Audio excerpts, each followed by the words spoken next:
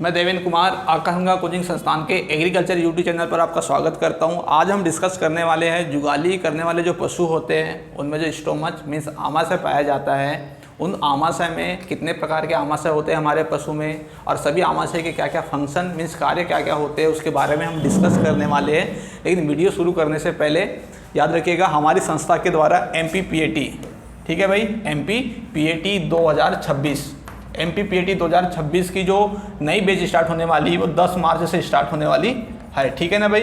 10 मार्च 2026 से एक नई बैच स्टार्ट होने वाली है, ठीक है भाई। क्रैश कोर्स के रूप में हम लोग स्टार्ट कर रहे हैं। आप सभी को पता है कि MPPAT 2026 का जो टेंटेटिव डेट है एग्जाम का वो कितना है भाई, जून 2026, ठीक है भाई। जून 2026 में क्या होने वाला है, PAT का एग्जाम होने वाला है। ये टेंटेटिव डेट है, डेट चेंज हो सकती है लेकिन अभी जून 2026 है, ठीक है भाई। स्टार्ट करते हैं हमारे वीडियो के बारे में जिसको हम डिस्कस करने वाले हैं आज, ठीक है ना भाई। हमारा सबसे पहले आज हम जो डिस्कस करने वाले हो, क्या डिस्कस करने वाले हैं कि जो हमारा पशु है और पशु में जो क्या पाया जाता है भाई, आमाशय पाया जाता है, स्टोमच पाया जाता है, उसके क्या क्या कार्य होते हैं उसके बारे में हम डिस्कस करते हैं। सबसे पहले अगर आप देखेंगे तो जुगाली करने वाले पशु होते हैं। अब जुगाली करने वाले पशु कौन कौन से होते हैं भाई, तो एग्जाम्पल के लिए अगर मैं आपको बताऊँगा तो गाय होती है, ठीक है भाई।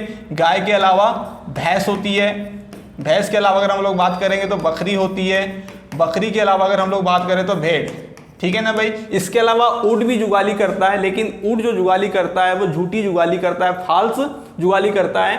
तो हमारी जो जुगाली करने वाले पशु है गाय, भैंस, भेड़, बकरी। हम बात करेंगे कि इनमें कौन कौन से आमाशय पाए जाते हैं, तो याद रखिएगा इनमें 4 प्रकार के आमाशय पाए जाते हैं। कितने प्रकार के भाई, 4 प्रकार के आमाशय पाए जाते हैं। पहला क्या होता है, रुमेन, ठीक है ना भाई।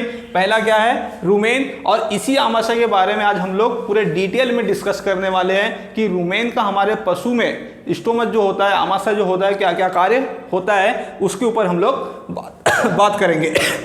अब सबसे पहले जब पशु क्या करता है भाई, चारा ग्रहण करता है, ठीक है ना भाई। सबसे पहले पशु जब चारा ग्रहण करता है तो मुंह की सहायता से, ठीक है ना भाई। यहाँ से क्या होता है, चारा पशु जब ग्रहण करता है तो यहाँ से ग्रहण करते हुए कहाँ पर चले जाता है भाई, ग्रसनी, ठीक है ना भाई। ये एक भाग है जिसका नाम क्या है भाई, ग्रसनी, ठीक है। जैसे ही पशु चारा ग्रहण करता है तो मुंह से होते हुए चारा का पहले सबसे पहले कहाँ पर आता है, ग्रसनी में। और इस ग्रसनी से होते हुए कहाँ पर आता है भाई, ग्रास नली में। कहाँ पर आता है, ग्रास नली में। मतलब पशु जब पहली बार चारा ग्रहण करेगा तो मुंह से होते हुए कहाँ पर आएगा, ग्रसनी में, और ग्रसनी से कहाँ पर आएगा भाई, ग्रास नली में। अब ग्रास नली से चारा कहाँ पर आ जाता है भाई, चारा आ जाएगा हमारा यहाँ पर, ठीक है ना भाई, जिससे हमने नाम क्या दिया है, रुमेन। ये पशु का क्या होता है भाई, प्रथम आमाशय होता है, ठीक है भाई। प्रथम, अगर आपसे कोई पूछ ले कि जो जुगाली करने वाले पशु होते हैं उनमें प्रथम आमाशय कौन सा होता है, तो याद रखिएगा रुमेन, ठीक है भाई। रुमेन पशु का क्या होता है, पहला आमाशय होता है। एक क्वेश्चन और पूछा जा सकता है कि पशु में जो प्रथम आमाशय पाया जाता है वो कहाँ पाया जाता है, तो याद रखिएगा गुहा के बाएं तरफ, ठीक है ना भाई। मतलब अगर आपसे क्वेश्चन पूछेगा कि जो पशु में प्रथम आमाशय होता है जिसका नाम रुमेन है वो पशु के किस ओर पाया जाता है, तो याद रखिएगा ये पाया जाता है गुहा के बाई ओर, ठीक है भाई। ये क्वेश्चन पूछने की संभावना है, तो आपको याद रखना है कि रुमेन जो प्रथम आमाशय होता है तो गुहा के बाई तरफ पाया जाता है। अब देखिए पशु जब क्या करता है भाई, चारा ग्रहण करता है, तो चारा ग्रहण करता है तो आपने देखा है पशु लगातार चारा ग्रहण करता है, और चारा ग्रहण करने के बाद कहाँ पर, यहाँ पर आकर क्या हो जाता है भाई, भंडारित हो जाता है। आपने भी देखा है पशु लगातार चारा ग्रहण करते जाता है और संपूर्ण चारा कहां पर आकर भंडारित हो जाता है, रुमेन में। इसलिए रुमेन को भंडार ग्रह भी कहते हैं, ठीक है ना भाई।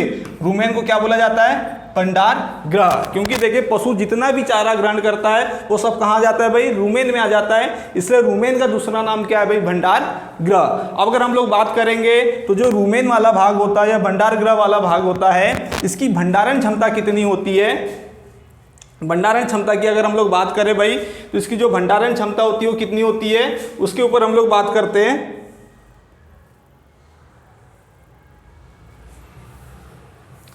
भंडारण क्षमता की बात करते हैं भाई, इसकी भंडारण क्षमता कितनी होती है उसके बारे में बात करते हैं। अगर हम भंडारण क्षमता की बात करें रुमेन की, ठीक है भाई, रुमेन की भंडारण क्षमता की बात करें कि इसका स्टोरेज कितना होता है, भंडारण क्षमता कितनी होती है, तो याद रखिएगा इसकी जो भंडारण क्षमता होती है वो होती है 150 से 200 kg, ठीक है भाई, 150 से 200 kg। अगर इसे परीक्षा में अगर लीटर में पूछा जाए तो 150 से 225 लीटर, ठीक है भाई, 150 से 225 लीटर। ये किस में होता है भाई? ये होता है गाय में, गाय और भैंस में होता है, ठीक है ना भाई। अगर आपसे कोई क्वेश्चन पूछ ले कि जो रूमेन होता है इसकी भंडारण क्षमता कितनी होती है, तो याद रखेगा 150 से 200 केजी, या इसी को अगर लीटर में पूछे तो 150 से 225 लीटर। और किस में होता है भाई? गाय भैंस में। लेकिन अगर हम भेड़ की बात करें तो भेड़ की जो भंडारण क्षमता होती है रूमेन की, वो होती है 23 लीटर।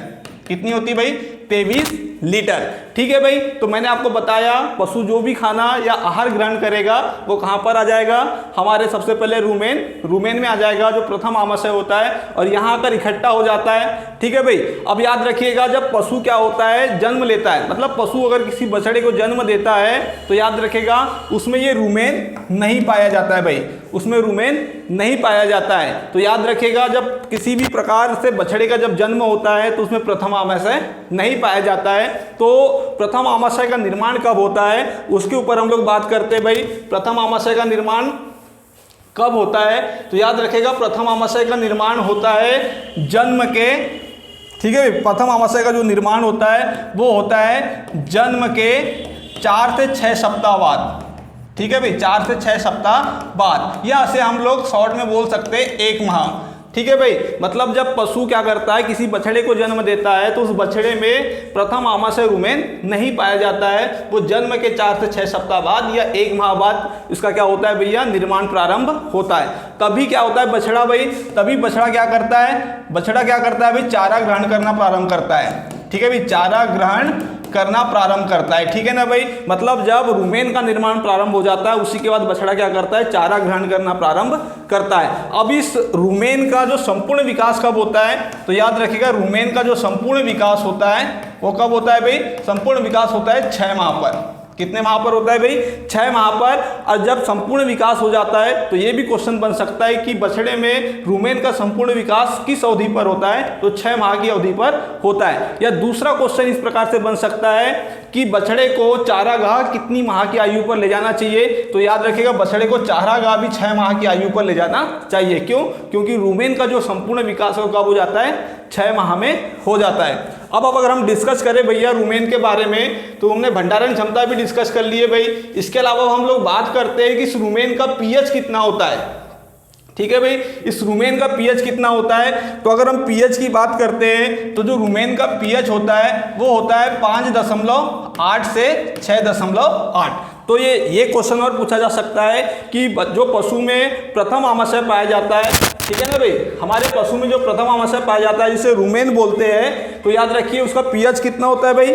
उसका पीएच कितना होता है? 5.8 से 6.8। इसके अलावा इसमें तापमान भी पूछा जा सकता है, ठीक है ना भाई, कि रूमेन का तापमान कितना होता है? तो याद रखिएगा रूमेन का तापमान 38 से 40 डिग्री सेल्सियस, या फिर इसे ऐसे भी पूछ लिया जाता है 39 डिग्री सेल्सियस। तो आपको याद रखना है रूमेन का तापमान भी कितना होता है भाई?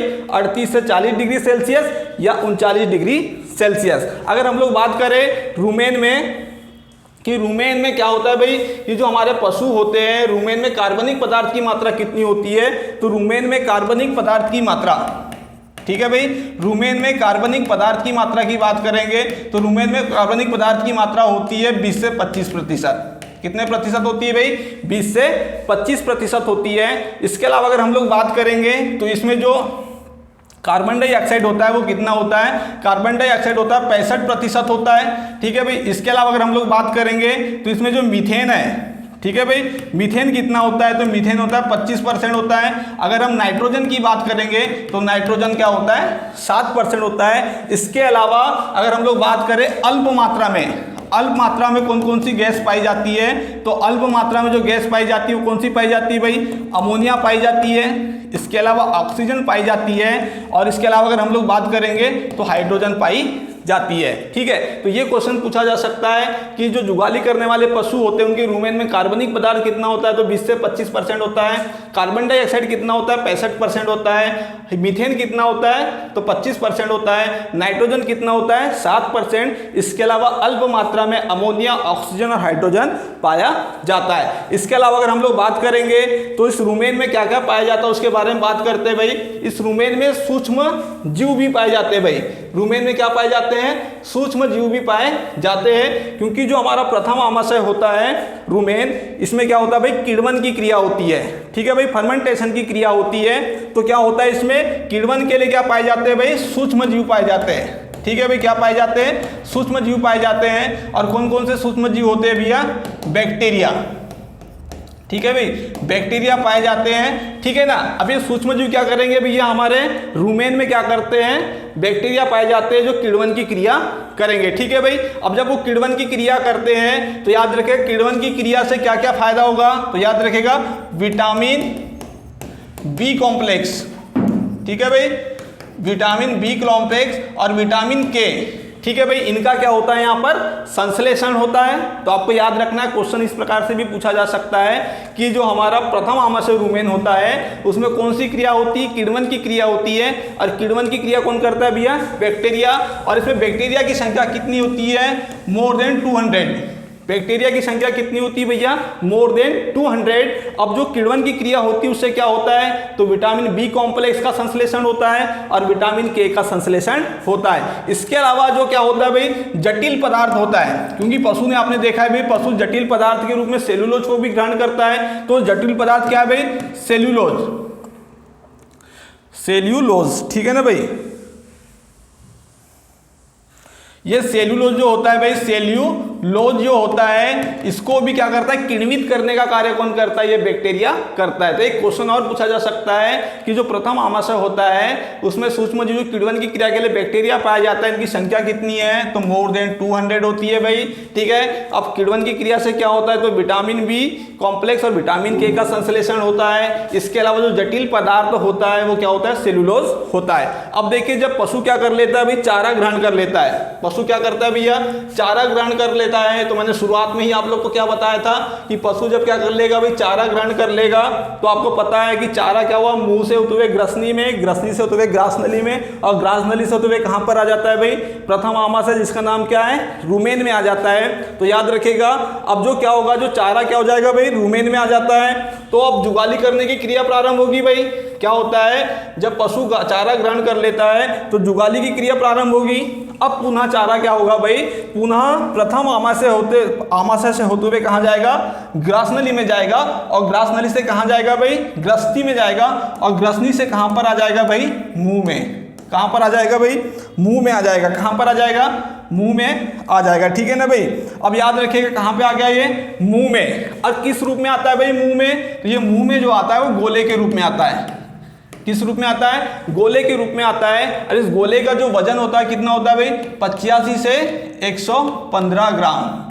ठीक है भाई, देखिए मैंने बोला चारा पूरा कहाँ हुआ भाई, मुंह से तो वे ग्रसनी में, ग्रसनी तो वे ग्रासनली में, और कहाँ पर आके भंडारित हो जाता है, प्रथम आमाशय में। जब पशु जुगाली की क्रिया प्रारंभ करता है तो पुनः भोजन क्या होता है, गोले के रूप में, और उन गोलों का वजन कितना होता है, 85 से 115 ग्राम। ये रुमेन से होते हुए ग्रासनली में जाएगा, ग्रासनली से ग्रसनी में, और ग्रसनी से कहाँ चले जाएगा भाई, मुंह। और ये पूरी प्रोसेस में जो चारा गोले के रूप में जा रहा है वो कितने समय में जाएगा भाई, 5 सेकंड में। कितने में जाएगा, 5 सेकंड में। तो ये भी क्वेश्चन पूछा जा सकता है, जब पशु जुगाली की क्रिया प्रारंभ करता है तो जो भोजन गोले के रूप में जाता है मुंह तक, तो कितने समय में जाता है, तो आपको याद रखना है 5 सेकंड में जाता है। अब पशु क्या करेगा भाई, मुंह में क्या आ गया है, चारा आ गया है, किस रूप में आ गया है, गोले के रूप में आ गया है, उसे क्या करेगा भाई, चबाएगा।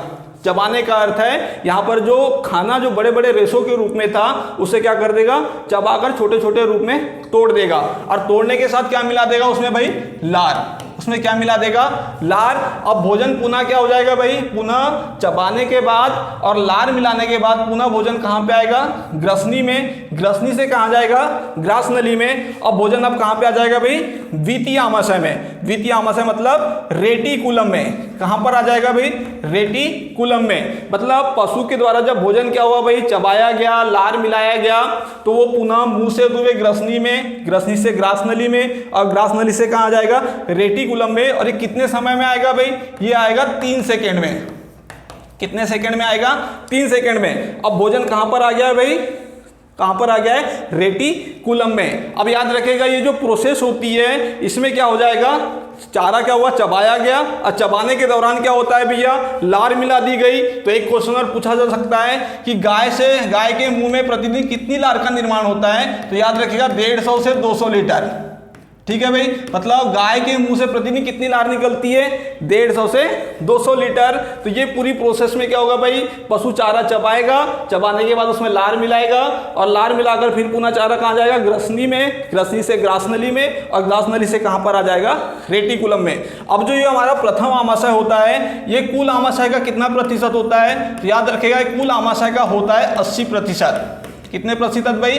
80% होता है। और इसमें पाचन, कुल पाचन का कितना होता है? तो याद रखेगा इसमें जो होता है कुल पाचन का होता है 53%। मतलब आपको याद रखना है, क्योंकि ये हमारे आमाशय का सबसे बड़ा भाग होता है। और ये कुल आमाशय का कितना प्रतिशत होता है? 80%। और इस आमाशय में जो पाचन की क्रिया होती है वो कुल पाचन के कितने प्रतिशत होती है? 53%। ठीक है भाई।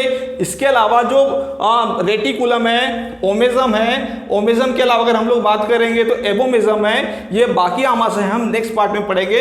अगर आपको ये वीडियो अच्छा लगा हो तो इसे लाइक कीजिएगा, सब्सक्राइब कीजिएगा और शेयर करना ना भूलें।